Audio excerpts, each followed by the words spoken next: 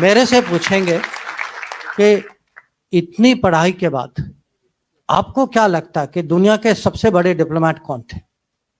मैं कहूंगा सबसे बड़े डिप्लोमेट एक श्री कृष्ण थे, एक हनुमान जी थे। नहीं, और ये बहुत बहुत सीरियस उत्तर दे रहा हूं मैं आपको कि अगर आप उनको कूटनीति के परिप्रेक्ष्य से देखें कि किस सिचुएशन में थे, उनको मिशन क्या दिया गया था, किस तरीके से उन्होंने हैंडल किया था, और हनुमान जी ने तो माने उसके साथ इतना इंटेलिजेंस भी और मिशन के आगे भी बढ़ गए थे। उन्होंने सीता को वो कांटेक्ट भी किया था, पूरी लंका की खबर ली, लंका को जला भी दिया उसके बाद। माने कैसे डिप्लोमेट निकले। जो इंडिया का जो स्ट्रेटेजिक कल्चर है, ठीक है जी, जो स्ट्रेटेजिक कॉन्सेप्ट है, डिप्लोमेसी है, वो लॉर्ड हनुमान से आता है। और लॉर्ड कृष्णा जो है वो डिप्लोमेट थे। फॉरेन पॉलिसी आप उनकी देखें, हर कोई उनकी कंट्री में जाना चाहता है, उनसे मिलना चाहता है, उनसे बात करना चाहता है। हमारे यहाँ फोन नहीं उठाता। हमारा पड़ोसी मुल्क जो भारत है वो भी अगर आप देखें तो बहुत तेजी से तरक्की कर रहा है, उसका इंटरनेशनल क्लाउड बढ़ रहा है। और उसकी एक बहुत बड़ी वजह, बल्कि सबसे बड़ी वजह यह है कि उसकी जो मईशत है वो तरक्की कर रही है और वो ग्रो कर रही है। अब श्रीलंका वाले भी हम पे बात कर रहे हैं। अब ये देखें, हमारा ये लेवल आ गया है, जबकि हम दुनिया की 7वीं बड़ी फौज है, दुनिया का हम 7वां मुल्क है जिसमें एटॉमिक एनर्जी है। आपका इमेज क्या है दुनिया में? कांगो है आप, कांगो दुनिया घाना के साथ आपका कंपैरिजन करती है, ये सीरिया के साथ आपका कंपैरिजन। मैं सोच भी नहीं सकता था कि अफगानिस्तान भी आपसे आगे निकल जाएगा। अगर पाकिस्तान ने एक रेडिकल चेंज ना आया, ठीक है, रेडिकल चेंज, ठीक है, तो आपका जो कोलैप्स है वो इनएविटेबल होगा, होना ही होना है आपका कोलैप्स। नमस्कार दोस्तों, कल हमारे फॉरेन मिनिस्टर जब अपना बुक मराठी ट्रांजैक्शन में लॉन्च कर रहे थे, तब उन्होंने इंटरव्यू के दौरान एक बहुत ही बड़ी स्टेटमेंट दी। उन्होंने कहा कि हम भारतीयों का अपने रोल मॉडल अपने खुद के हिस्ट्री और माइथोलॉजी से ही ढूंढनी चाहिए। और उन्होंने ये भी कहा कि उनके हिसाब से अब तक का सबसे बड़ा डिप्लोमेट लॉर्ड हनुमान और लॉर्ड कृष्णा ही है, जिन्होंने दिए गए मिशन को काफ़ी अच्छे से हैंडल किया और साथ में अपने देश और अपने जुट के लिए अपेक्षा से भी ज़्यादा काम करके दिखाया। और साथ में उन्होंने ये भी कहा कि अभी करंट वर्ल्ड स्टेज में जो सब भी प्रॉब्लम्स आ रही है, उन सब का सल्यूशन महाभारत में दिया गया हुआ है।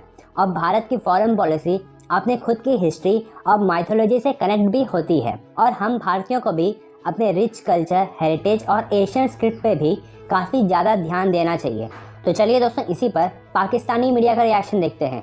अगर आपको वीडियो पसंद आए तो वीडियो को लाइक करें और हमारे चैनल को सब्सक्राइब कर लें। आज मैं डॉक्टर जयशंकर को देख रहा था। आप कभी डॉक्टर जयशंकर की वो जिसे कहते हैं ना, सुने वो जो उनकी बुक अभी लॉन्च हुई है, तो उस बुक में उन्होंने जो डिस्कशन की और जो बातें की, ठीक है जी, वो क्या डिस्कस करते हैं, ठीक है जनाब, वो हिंदू रिलीजियस स्क्रिप्चर को डिस्कस करते हैं। वो कहते हैं जी कि जो इंडिया का जो स्ट्रेटेजिक कल्चर है, ठीक है जी, जो स्ट्रेटेजिक कॉन्सेप्ट है, डिप्लोमेसी है, वो लॉर्ड हनुमान से आता है। और लॉर्ड कृष्णा जो है वो डिप्लोमेट थे। और वो मुझे उसकी one agree with this perspective or not, लेकिन they are believing what India is thinking these days, they are वो किस एंगल से सोच रहे हैं, ठीक है।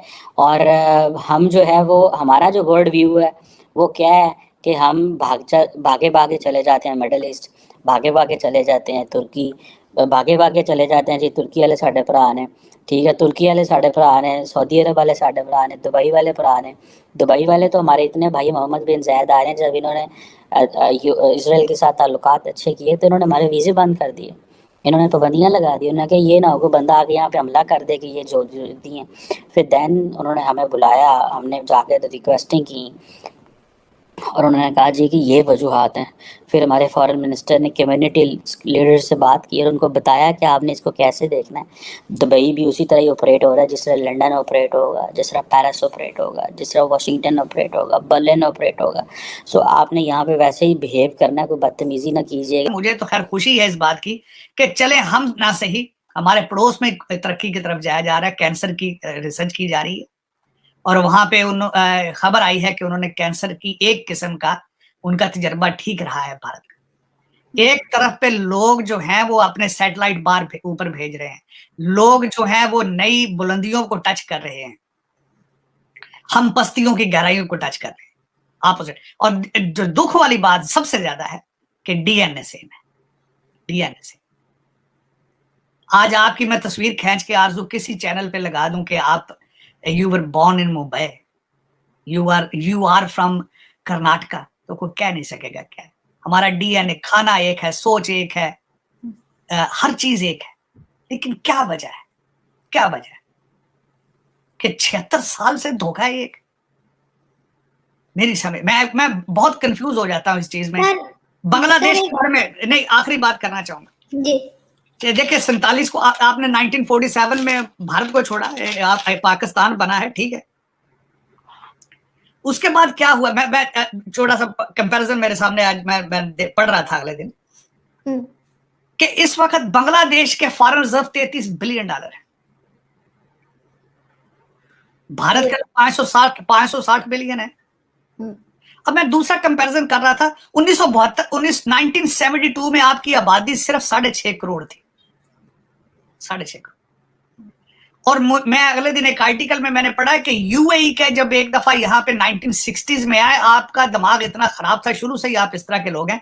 जब यूएई का जो रूलर आए, अयूब खान ने मिलने से इनकार कर दिया। फिर उसके बाद मैं आपको बताना चाहता हूं कि किसी को पता नहीं है आज तक कि जो एमिरेट्स है एयरलाइन, उसका जब कोड देखा जाता तो EK है उसका, ई से उनका वो बनता है एमिरेट्स, के कराची का है, क्योंकि कराची में बनाई गई थी। PIA के 2 जहाज दिए गए थे जब एमिरेट्स बनी थी, अमला बीने का दिया था।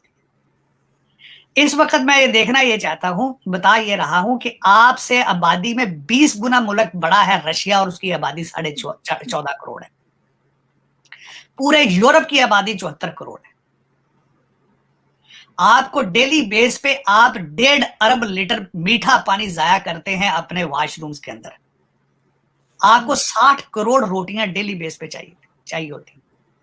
एज ए नेशन आपका मिजाज क्या है? You are anti business, you are anti progress, you are anti social. दूसरे आपके माटोस क्या है? आपकी फिलॉसफी क्या है? जो खुश इखलाक होता है उसको कहते हैं ये मुनाफिक है। तरक्की जो कर रहा होता है उसको कहते हैं खुशामदी है। जो बिजनेसमैन है उसको कहते हैं चोर है। सारा दिन सोशल मीडिया पे टिकटॉक पे आवारगी आप करते हैं। और सर जो सच बोल रहा होता है, सर जो सच बोलता है उसको कहते हैं गद्दार है। गद्दार। और सबसे बड़ी बात यह है कि नफरतों से भरे पड़े हैं। और आज तक मेरी समझ से ये बाहर है कि सारा दिन टिकटॉक को ट्वीट करते हैं। इन लोगों को ये नहीं बता सकता हमारा मिस्टर हैंडसम, खुदा के लिए इसी फोन से अपना कारोबार करना शुरू कर दो यार, स्मार्टफोन से।